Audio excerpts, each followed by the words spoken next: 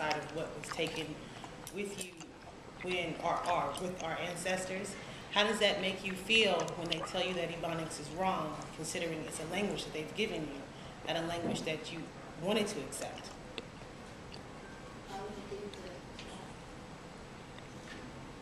Excuse me? Why would you give it to us if it's wrong? Like, I'm not saying it's wrong. I'm saying I how thought you you feel said about that it. they said that. I thought you said that people are trying to say that it's wrong. I'm asking how would you feel about it? I'm saying, take for instance, if I'm French, okay?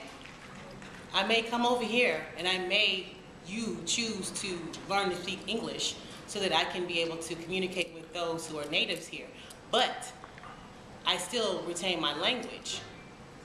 Now, if Ebonics, based upon what you said, is this combination of things, this combination of your culture and this new culture, why then is it? What is your perspective on that?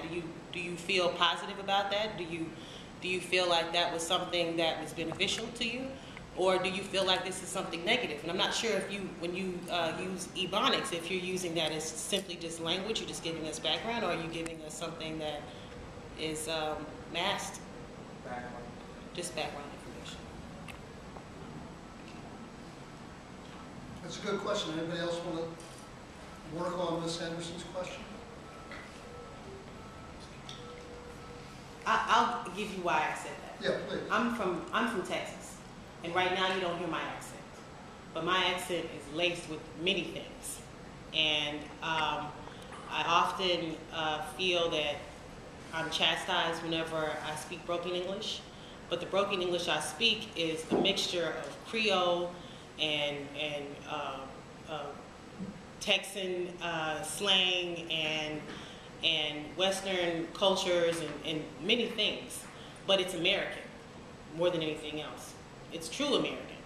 And so whenever someone speaks down at me for using that language, it makes me think about what's given to you and what you take and what you make of what you take. Did you, Mr. Jones, did you define what AAVE was? I didn't hear it. What is AAVE? Could you help us with that? African American Vernacular English. Can't hear you. African American Vernacular English. Okay. And is that also Ebonics? Is that the same thing? Yes. Yeah. Yes? Yeah. Yes. Okay. Ms. Gaston?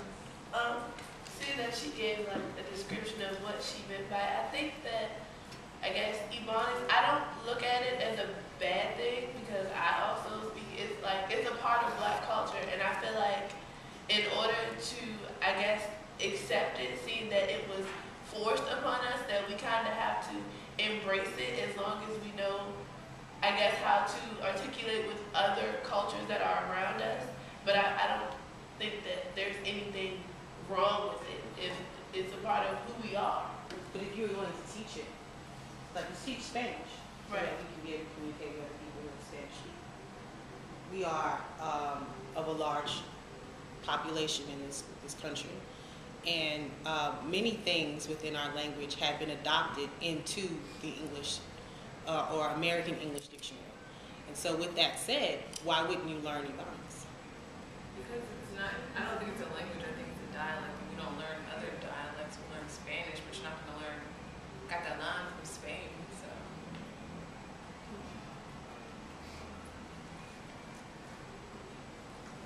So.